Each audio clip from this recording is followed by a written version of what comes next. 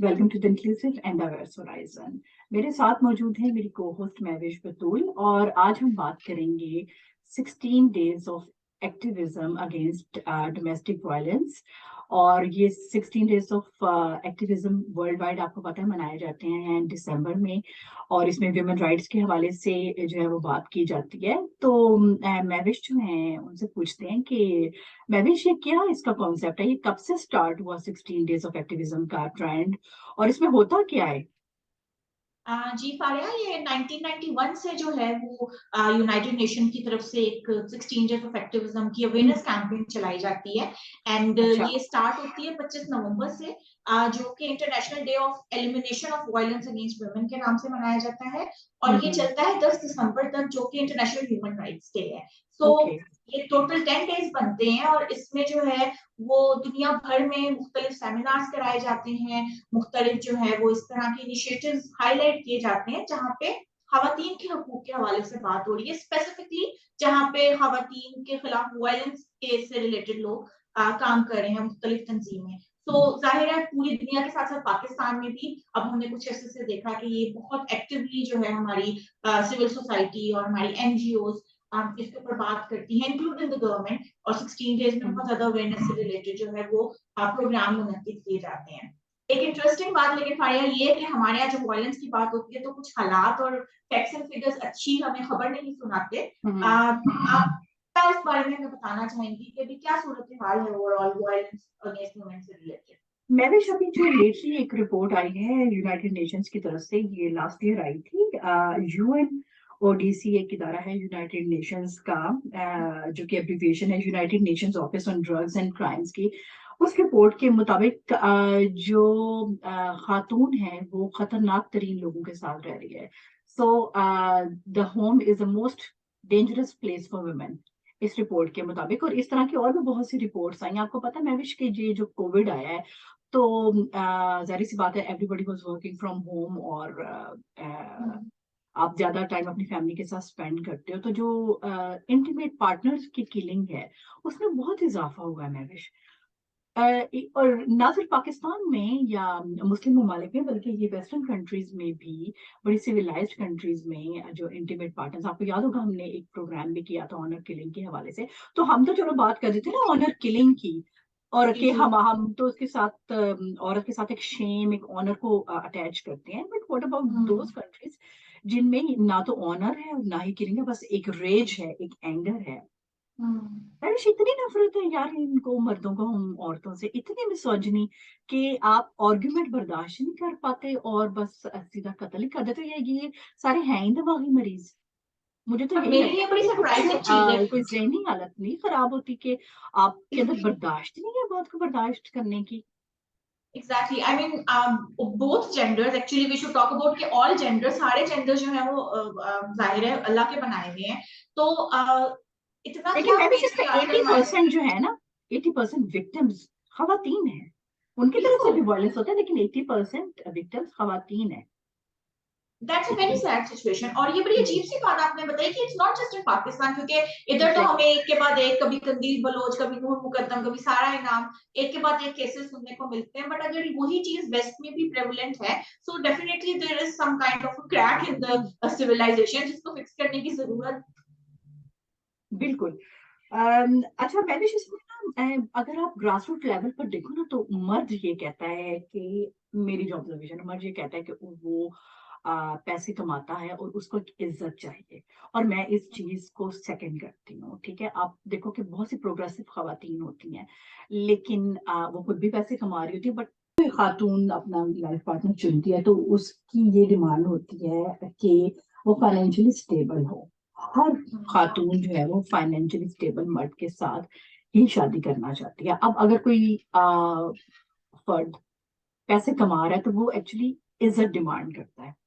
ठीक है, अब हमारे, लेकिन उसका ये मतलब तो नहीं है कि अगर आप पैसे कमा रहे हो तो आप बाकी जो घर के अफराद है उनको आप गुलाम बना लो। तो हमारे यहाँ पे वो जो है इन चीजों को जस्टिफाई किया जाता है कि अगर वो कोई जुल्म कर रहे हैं तो आपने कुछ गलत किया है, तो बिल्कुल। उसकी वजह से जो है वो ये जुल्म हो रहा है। और फिर सारी सोसाइटी जो है वो भी मिलके जो है वो औरत ही को ब्लेम करती है, और औरत खुद भी अपने आप को ब्लेम करने लगती है लॉट ऑफ टाइम, बिकॉज आसपास जो कि है वो मैंने ऐसा क्यों किया। सोचते हाँ, क्यों किया, यू आस्क फॉर इट, या इस तरह की काफी चीजें जो है, क्या पहना था, क्या बोला था एग्जैक्टली। जो मार पड़ गई। तो ये चीजें जो है ना वो बहुत ही ज्यादा टू बी ऑनेस्ट यानी कि एक तरह से डिस्करेजिंग भी है। और पाकिस्तान के जाहिर हवाले से हम ज्यादातर बात करते हैं, तो पाकिस्तान जो है उसमें right now situation is quite worse. एक रिपोर्ट के मुताबिक जो Georgetown Institute for Peace and Security की तरफ से आई है, अभी आउट ऑफ 167 कंट्रीज हम 164th हैं in terms of you know secure environment for women. तो हमारे यहाँ सिक्योर एनवायरनमेंट नहीं होता, और रॉयटर्स की एक रिपोर्ट के मुताबिक पाकिस्तान अभी जो है वो छठा ऐसा most dangerous country in the world है फॉर वुमेन। तो जाहिर है ऐसे हालात में औरतों के लिए कोई भी पब्लिक प्लेस नेविगेट करना या अपने घर को भी महफूज समझना जो है वो बहुत ही मुश्किल काम है, और इससे हम्म। रिलेटेड बहुत ज्यादा अवेयरनेस की जरूरत है। And this is what I think is the importance of these 16 days. अच्छा, मैंने जिस रिपोर्ट का मैं जिक्र करी हूँ ना, उसमें तो ये बताया गया है कि जी अफ्रीका में और अमेरिका में जो है वो औरतों पे सबसे ज्यादा जो है वो वायलेंस किया जाता है, और वो उनको बिल्कुल ये खतरा है कि उनको कत्ल कर दिया जाएगा। और उस रिपोर्ट के मुताबिक हर 6 घंटे के बाद एक औरत जो है वो कत्ल होती है। तो मैं इस चीज से एग्री नहीं करती। मेरे ख्याल में हमारे यहाँ ये जो एकदम से एक मीडिया का राइज हुआ है ना, उसमें हम लोग कुछ एथिक्स को भूल गए हैं। क्योंकि इवन डेनमार्क में भी मैविश इस साल के शुरू में 2022 के शुरू में जब बहुत सी एनजीओज ने बहुत आवाज बुलंद की कि जी अब मेन स्ट्रीम मीडिया को फाइनली बोलना चाहिए, तो फिर मेन स्ट्रीम मीडिया बोला। क्योंकि शुरू में ही आपको पता है हमारे चैनल पर एक शॉर्ट भी मौजूद है जिसमें हमने ये बताया हुआ अपने व्यूअर्स को कि इस साल के शुरू में ही 14 से 16 खवातीन डेनमार्क में कत्ल कर दी गई अपने पार्टनर्स के हाथों। और अभी एक महीना हुआ है, एक बाप ने बीवी और बेटे को एक थोड़ा सा सब अब एरिया में जाकर दोनों को कत्ल कर दिया। ठीक है, तो ये इस तरह के केसेस आते हैं, लेकिन मेरे ख्याल में हमारे यहाँ जो है ना वो हर केस को इतना वो हाईलाइट किया जाता है। मैं ये नहीं कहती कि नहीं करना चाहिए, रिपोर्ट जरूर करना चाहिए। रिपोर्ट करने में और मीडिया में हाईलाइट करने में फर्क है। जब आप मीडिया पे हाईलाइट करते हो तो फिर आपके एक वो कंट्री की जो डेफेमेशन है ना वो भी बीच में आ जाती है, वो जो कि तो बाकी फाइन, यू ममालिक में राइट नहीं अबाउट करते दैट, हैं। बट व्हाट छुपाते हैं वो हाँ ऐसी बहुत चीजों जरूरी, को छुपाते हैं। एग्जैक्टली। बहुत सी ऐसी बातें होती हैं जिसको वो जो है वो कवर करते हैं। But at the same time you also need to know कि हमारे यहाँ तो काफी केसेस अनरिपोर्टेड ही रह जाते हैं। तो जाहिर है at the end of the day media को पॉजिटिवली इस चीज के बारे में अवेयर करना चाहिए। और आई थिंक हमारे यहाँ मीडिया से ये चीज अभी माइनस हुई है कि हम रिपोर्ट तो कर देते हैं, कत्ल हो गया, रेप हो गया, कोई और जो है औरतों के साथ कोई सेक्सुअल हैरेसमेंट का केस है, उसको बहुत हम बढ़ा चढ़ा के बयान करते हैं, लेकिन अवेयरनेस नहीं क्रिएट करते कि इससे रुक कैसे सकते हैं, अगर और ऐसा कुछ हुआ जो है है तो कि रिपोर्ट इसके कहाँ कर हवाले से सकते हैं। प्रोग्रेसिव मेजर्स हो रहे हैं, या जो बिल्कुल इदारे जो हैं वो लॉज, ऐसे लॉज को जो वुमेन को प्रोटेक्शन दें या सारे जेंडर्स को प्रोटेक्शन दें, उसके हवाले से काम करें। वो चीज उस पर कोई बात नहीं करता, खबर हाईलाइट भी नहीं नहीं देता। करते। तो उससे क्या होता बिल्कुल है, एक तो ये आपके मुल्क का जो नाम है वो भी बदनाम होता है, और अवेयरनेस भी नहीं क्रिएट होती। लोगों को पता होना चाहिए कि इन मसाइल के सोल्यूशंस क्या है, वो कहाँ जाए, लोगों को नहीं पता। बिल्कुल। तो तो आई थिंक मैं आज हम थोड़ी अपने से कोशिश करते हैं कि इस बारे में अवेयरनेस अवेयरनेस रेज फैलाएं, करें बिल्कुल। और लोगों को बिल्कुल, बताएं हमारी कि तो मैंने इस हमेशा से में यही क्या। कोशिश है कि हम एक सोशली रिस्पॉन्सिबल चैनल है। आपको पता है हमने अपने चैनल का आगाज ही जो है वो खवातीन से रिलेटेड जो इश्यूज हैं उनसे किया। और आपको पता है जो हमारा प्रोग्राम कुछ वजारतें हैं उसमें भी हम जो है इसी टॉपिक के हवाले से कौकब शहजाद से बात करने जा रहे हैं। तो एक वो रिलीजियस पर्सपेक्टिव भी आ जाएगा, और आज के शो में हम लॉ के हवाले से बात करेंगे कि अगर कोई खातून जो कि डोमेस्टिक वायलेंस का शिकार है उसको इनिशियल स्टेप्स और फिर फर्दर स्टेप्स क्या लेने चाहिए। तो मेरे ख्याल में हम एक्सपर्ट ओपिनियन की तरफ चलते हैं। बिल्कुल।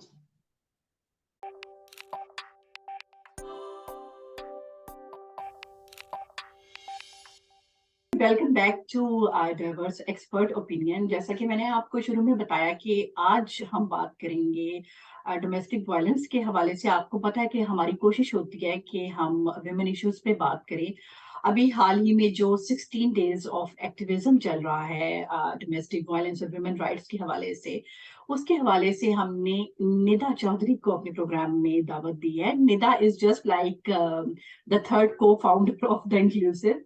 She has always been very supportive. और अगर मैं ये कहूँ कि हमारे 50 to 70% गेस्ट जो हैं वो निदा के थ्रू अरेंज होते हैं, तो ये गलत नहीं होगा. तो Nida, welcome to the show.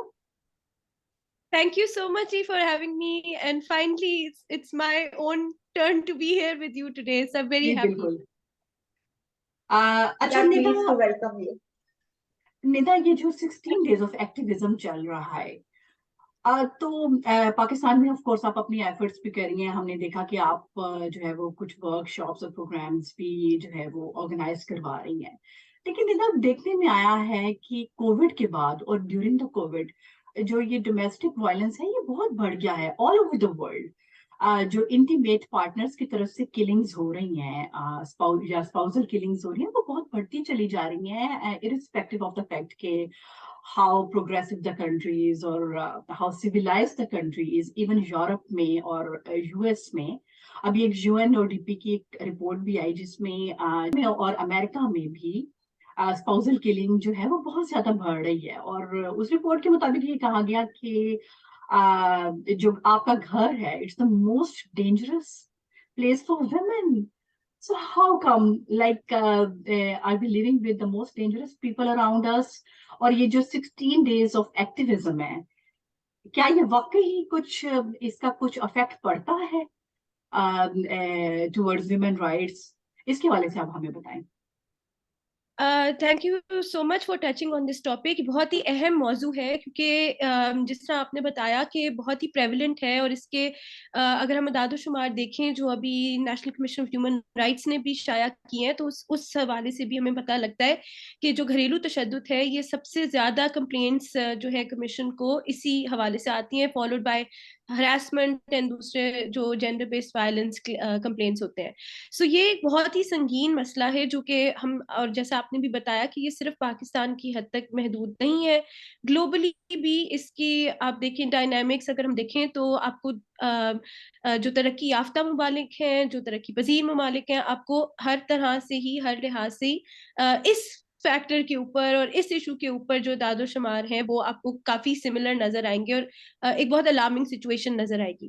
अब 16 डेज ऑफ एक्टिविज्म का जहां तक किरदार है तो वहां पे तो awareness raising is the purpose, और बहुत अरसे से बहुत भरपूर अंदाज में पाकिस्तान के अंदर और दुनिया भर में ही इस मौजू पे बात हो रही है. लेकिन इन डेज का जो एक महदूद रोल है वो सिर्फ अवेयरनेस रेजिंग की हद तक रहे अनफॉर्चुनेटली.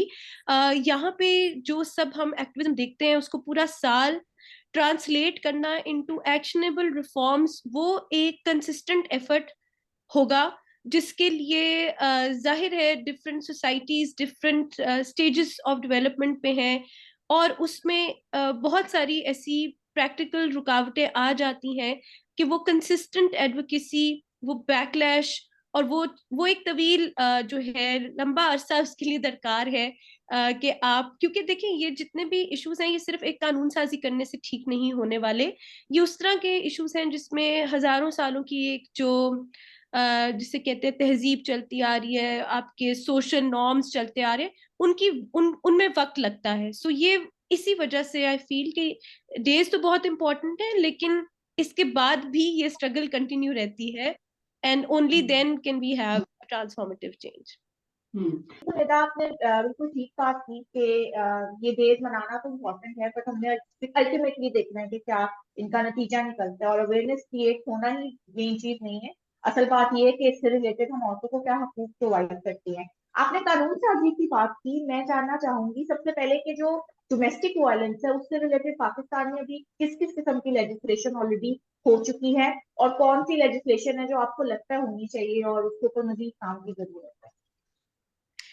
इस बारे में मैं जो बात आपको बताऊं शायद आप हैरान हो जाएं कि ये एक बहुत ही जो कि एक सिंपल अमल होना चाहिए था वो इतना पेचीदा कर दिया गया है. जिस तरीके से इसके ऊपर सियासत भी हो रही है और जिस तरीके से इसको इनिशियली भी लाया गया था इस कानून को, खासतौर पे पंजाब के सतह पे, तो it's very interesting to note कि पंजाब के अंदर ये कानून अभी किताबों में एग्जिस्ट करता है, लेकिन उसमें लिखा हुआ है कि जब तक गवर्नमेंट इसको डिस्ट्रिक्ट बाय डिस्ट्रिक्ट या डिफरेंट एरियाज ऑफ पंजाब में नोटिफाई नहीं करेगी, तब तक ये उन अजला में, उन डिस्ट्रिक्ट्स में लागू नहीं होगा।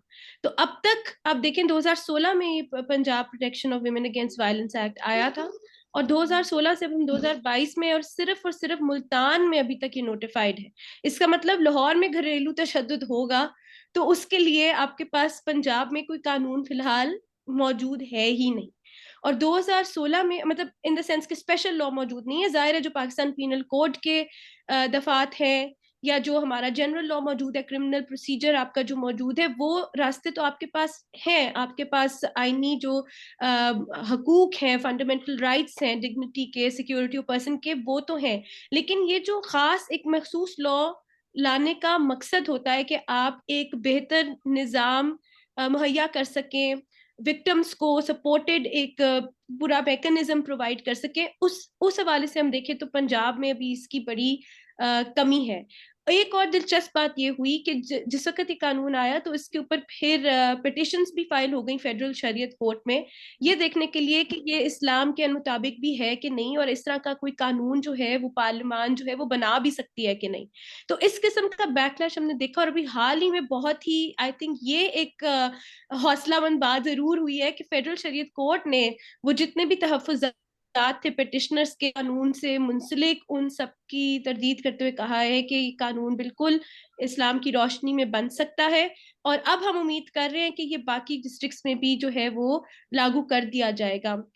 सिंध के अंदर इसका मुख्तलिफ उन्होंने अडॉप्ट किया प्रोसीजर। जिस वक्त कानून साजी हुई उसी वक्त इसको सिंध भर में एनफोर्स कर दिया गया।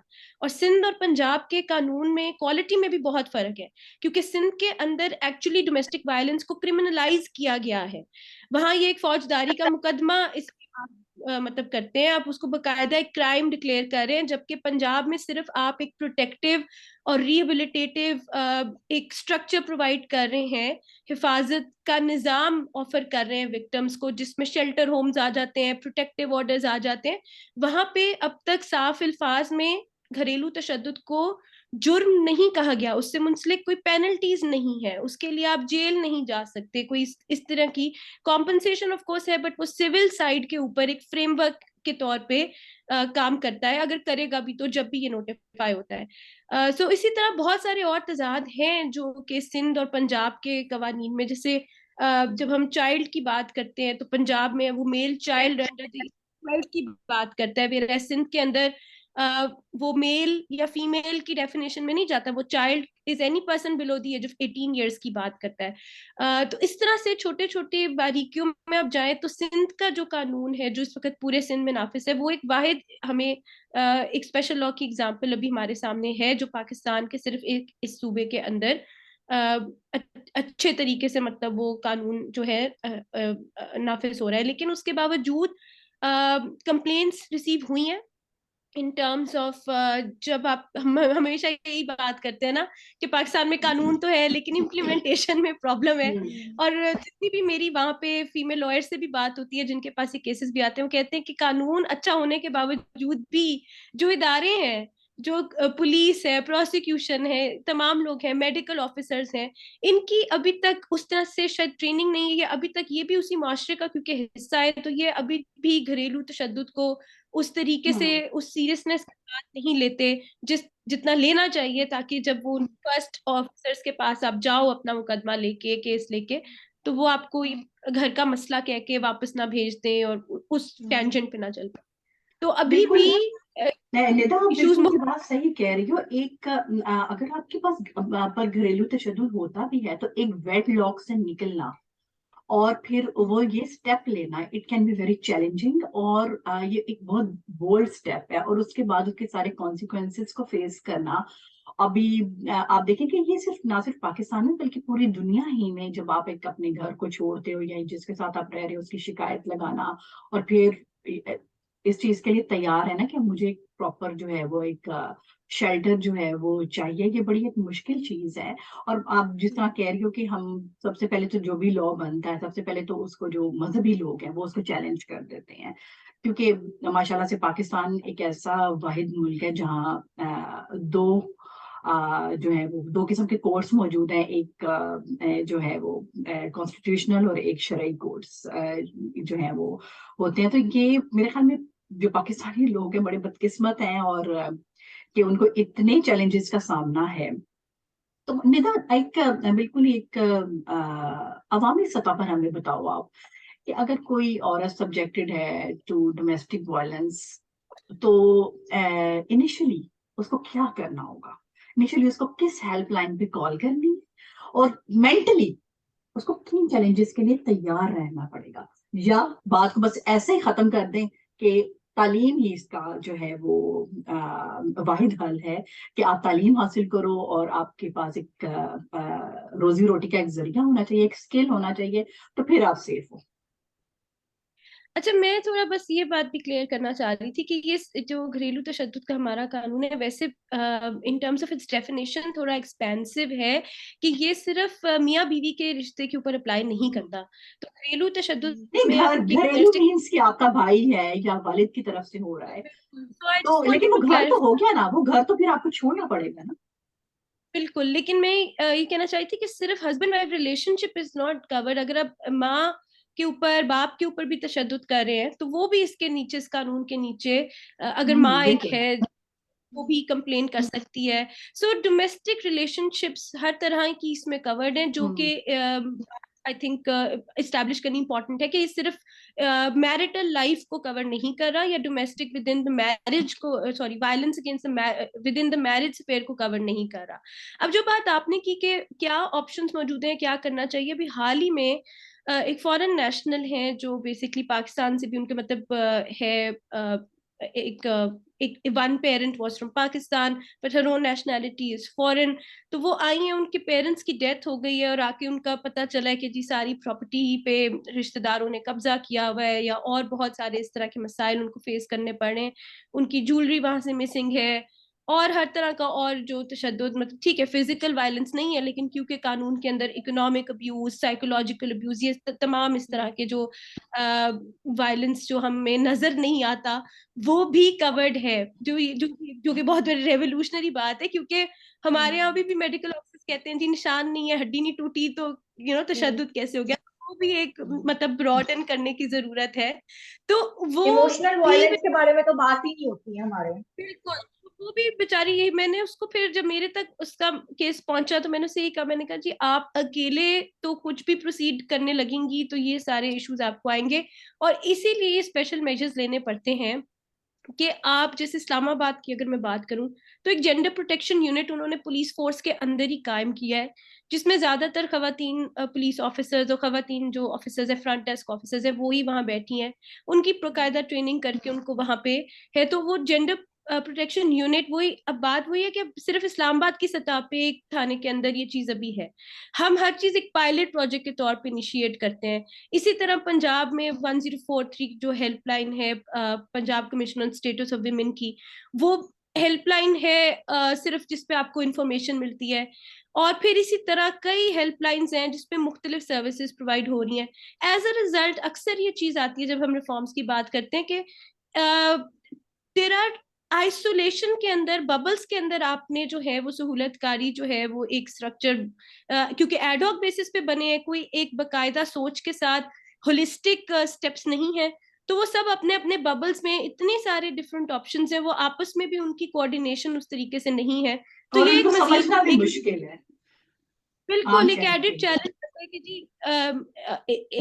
इस इदारे पे जाना है या उस इदारे पे जाना है। तो बहरहाल हमारी तो सबसे पहले यही होता है कि आप किसी वकील के पास ही जाए, ओके। या जो ऐसे इदारे हैं यानी जो सॉरी निदा, दो, मैं आपकी बात काट रही हूँ, लेकिन मैं इस चीज को बहुत क्लियर रखना चाहती हूँ कि अगर आप जैसे बाहर के ममालिक में होता है कि आप एक हेल्पलाइन पे कॉल करते हो और आपको इमीडिएट क्राइसिस सेंटर की जो एम्बुलेंस है या फैसिलिटी अवेलेबल होती है, इस तरह का कोई नहीं है पाकिस्तान में सिस्टम। अ, इस तरह का सिस्टम नहीं। उन देखिए, like I said, if you do it yourself तो आपको मजीद एक ख्वारी का सामना करना पड़ेगा। It's better to go through a channel जो कि ऑलरेडी इस तरह के इश्यूज को और केसेस को देख रहा है। सो मैं मिसाल देना चाहूंगी, जैसे आसमा जहांगीर साहिबा की जो लॉ फर्म है AGHS, वो प्रो बोनो बेसिस के ऊपर भी, मतलब उनका पूरा एक नेटवर्क है जिसमें वो इस तरह के केसेस को देखते हैं। तो उनके वुमेन प्रोटेक्शन ऑफिसर्स अपने भी हैं। तो ये सारे प्राइवेट इदारे जो हैं, इनकी सपोर्ट के साथ जब, या इनकी गाइडेंस के साथ, फॉर एग्जांपल अगर आप जाते हैं किसी पुलिस में, सपोज थाने में FIR दर्ज कराने भी, या आप किसी शेल्टर होम की आपको तलाश है, आपने उसमें मतलब किसी आपने, आप कहते हैं कि जी आपके केस को एडमिट किया जाए बिकॉज इतना सीरियस है। क्योंकि अक्सर मामलों में हमने देखा है कि जी अगर तो कोर्ट में केसेस चल रहे होते हैं तो वो कहते हैं जी जब तक कोर्ट नहीं ऑर्डर करता हम नहीं आपको ले सकते।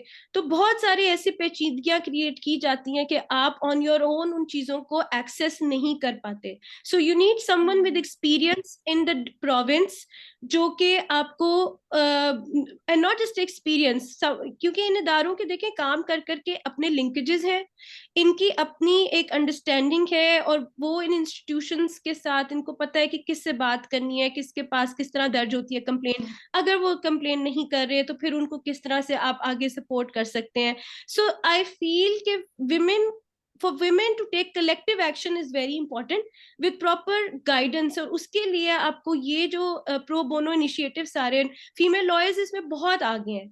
आपके अच्छा ही सॉरी शो मैं पे आपकी बात काट रही हूँ, ये तो बात हो गई ना कि वो खवातीन क्योंकि प्रिविलेज्ड हैं, जो आपकी बात भी सुनी होंगी, जिसको इंटरनेट की फैसिलिटी भी दस्तयाब है, जो वकील से खुद भी डील कर सकती है। अब जो घरों में काम करने वाली खवातीन हैं या जो लेबर तबका है, मैं वो अभी रिपोर्ट पढ़ रही थी, जो लेटेस्ट रिपोर्ट आई है यूनाइटेड नेशंस की तरफ से भी, उसमें भी यही लिखा हुआ कि मिडिल क्लास और लो क्लास जो खवातीन है वो ज्यादा सब्जेक्टेड टू वायलेंस, और बात समझ भी आती है। वो क्या करें, उनके लिए क्या स्टेप्स लिए जा रहे हैं, और ये जो आप लोग 16 डेज ऑफ एक्टिविज्म है, इसमें क्या आप ग्रास रूट लेवल तक औरतों तक जाते हैं कि उनमें अवेयरनेस फैलाएं, उनको भी पता हो कि हाँ जी एक बाजी है जिससे मैंने राब्ता करना है।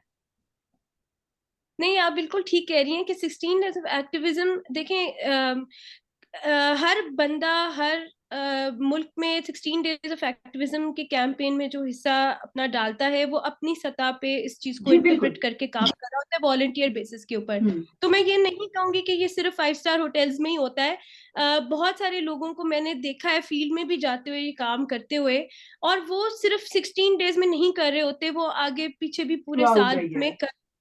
लेकिन उनके लिए भी देखें, ह्यूमन राइट्स डिफेंडर्स के लिए भी अपने चैलेंजेस मौजूद हैं।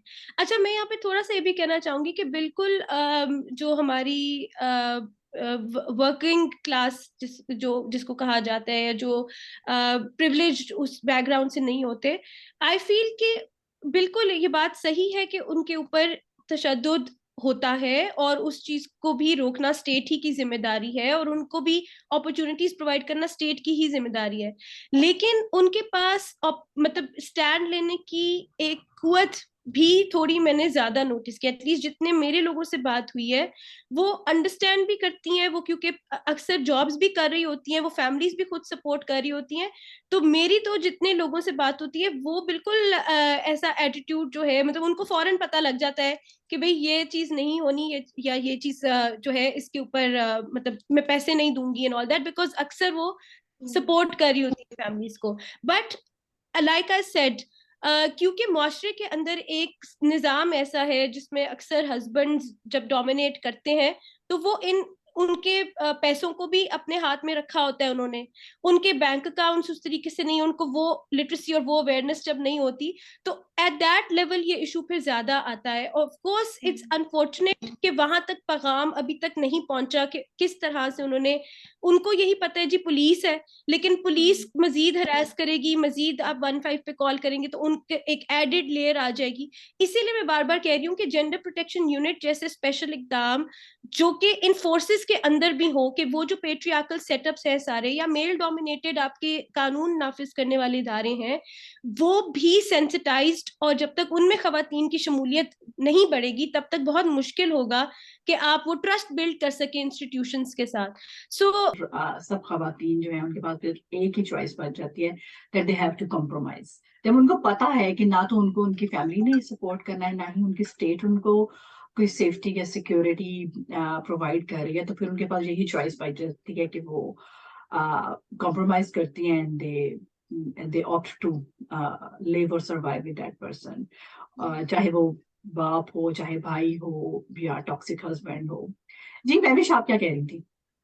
जी, बल्कि मैं मैं फारिया इधर बताना चाहूंगी कि आप अभी जो बात कर रही हैं, I was reading the report by UN, और उसमें उन्होंने बताया कि 34% केसेस ही सिर्फ रिपोर्ट होते हैं डोमेस्टिक वायलेंस के। तो a large part of our population is not even reporting those cases out of the yes, fear of their family members. मैं यही कहना चाह रही थी फारिया, आपकी भी बात को बढ़ाते हुए, कि it's not just the fact कि उनके पास ऑप्शंस नहीं है तो इसलिए वो नहीं कर रही। ऑप्शंस के साथ साथ वो जो गिल्टी फील कराया जाता है, जो सोशल नॉर्म्स को बिल्कुल। और उस कल्चर के लबादे के अंदर ओढ़ के जिस तरीके से आपकी जेहन साजी भी की जाती है जी। कि जी आप भाई के खिलाफ मुकदमा करेंगे, मतलब आप वायलेंस तो छोड़ दें, एक जो इकोनॉमिक वायलेंस की कौन किस्म है कि आप अपनी इनहेरिटेंस, जो आपका जायज एक हक है, वो भी जब मांगने जाते हैं तो उस पे भी आपको जो तशद्दुद का सामना करना पड़ता जी। है वो, मतलब सो बेसिकली इट्स और नॉट यही जस्ट कहा जाता है, निदा सॉरी मैं आपकी बात काट रही हूँ, मैंने यही सुना है, आपको पता है जो मुसरत मिसबा भी एक इदारा चला रही है, अगेन के नाम से उनकी फाउंडेशन है, इवन वो ये कहती हैं कि जब ये खवातीन रिपोर्ट करने के लिए जाते हैं तो आगे से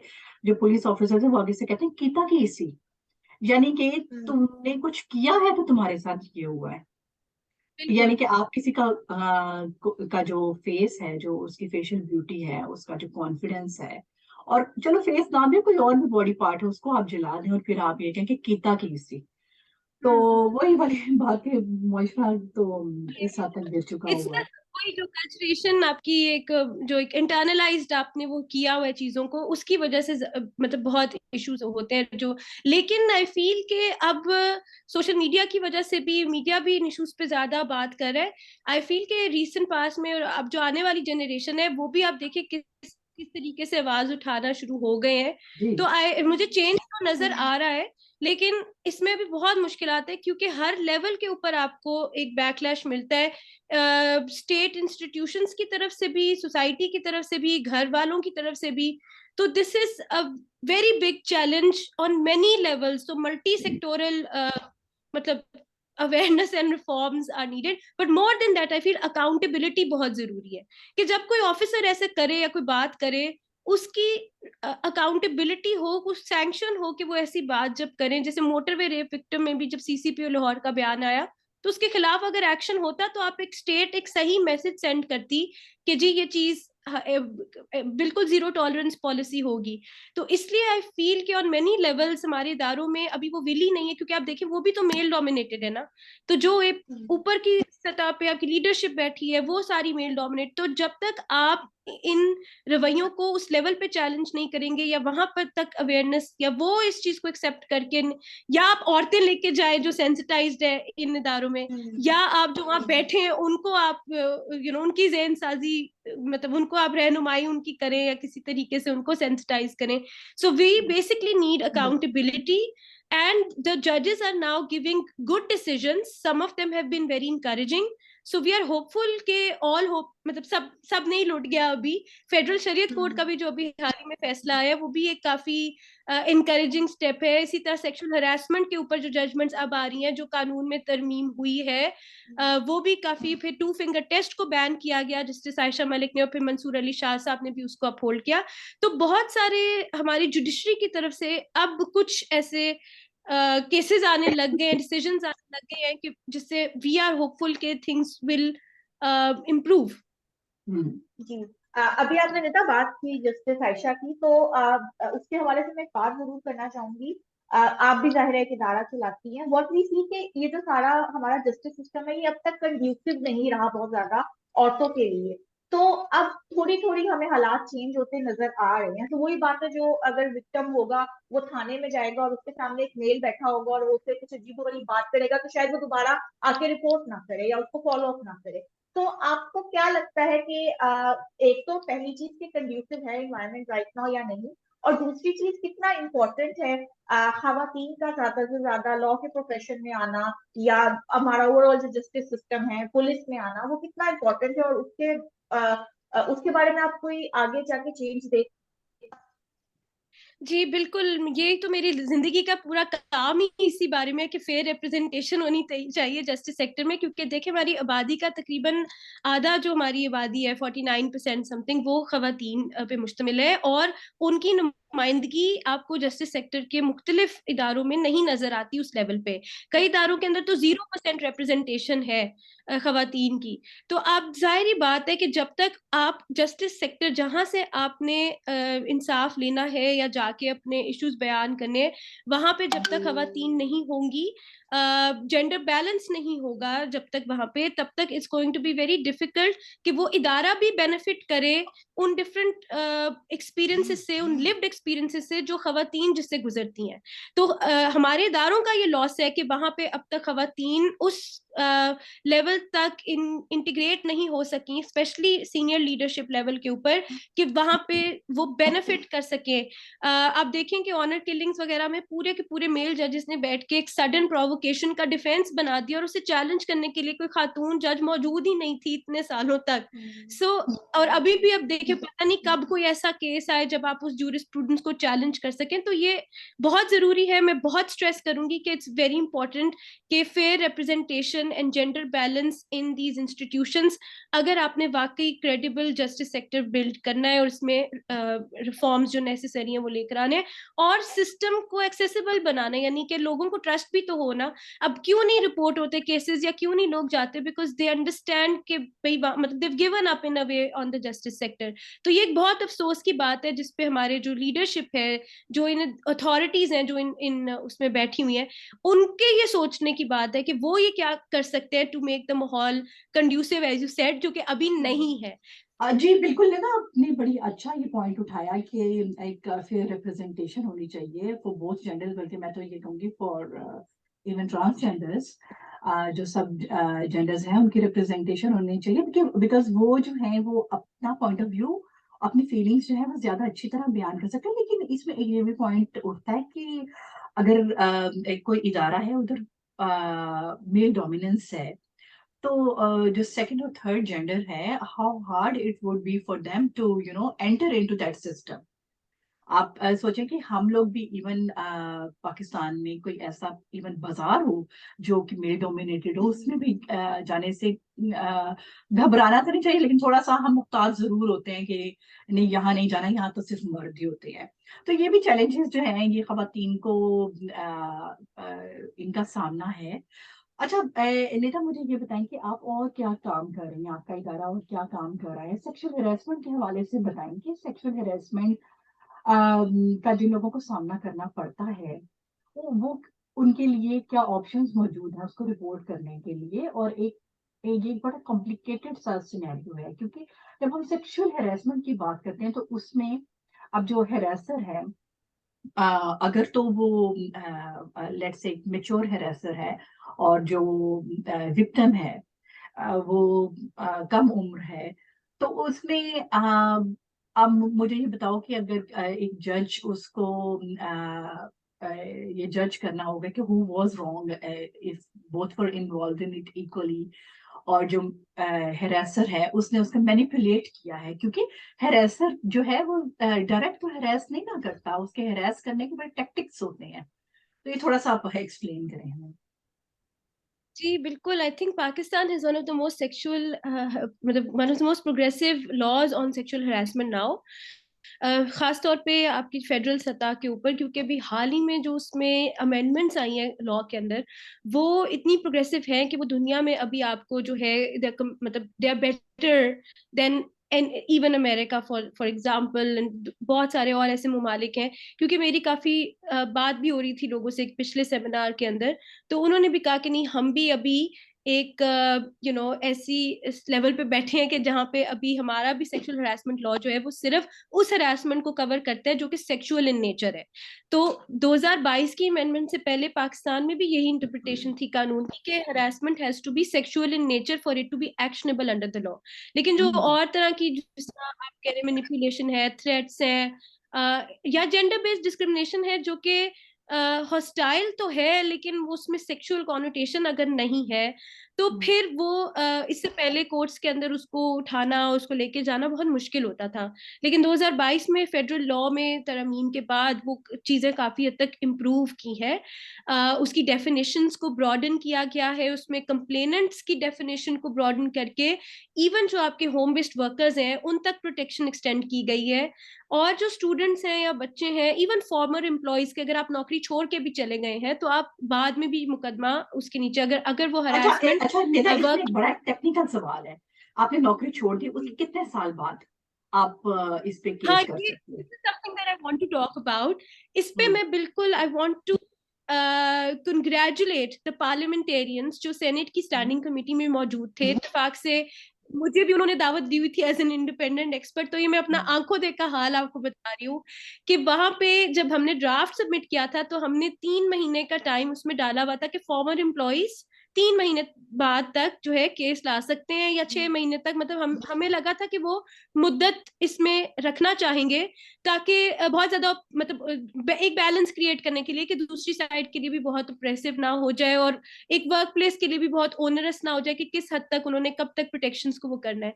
लेकिन ये पार्लियामेंटेरियंस को क्रेडिट जाता है कि उन्होंने वो टाइम लिमिट्स जितनी भी थी, हमें लगा था 6 से कम करके वो 3 कर देंगे, 3 से कम करके 1 माह कर देंगे, लेकिन उन्होंने उस मुद्दत को खत्म ही कर दिया और कहा कि कभी भी एक खातून या कंप्लेनेंट हम्म कोई भी हो, चाहे वो बच्चा है, चाहे वो मर्द है, चाहे वो ट्रांसजेंडर है, जो कंप्लेनेंट है वो कभी भी, क्योंकि दे रियलाइज्ड एंड रिकग्नाइज्ड कि इन बारे इस इशू के ऊपर स्पीक अप करने में टाइम लग सकता है।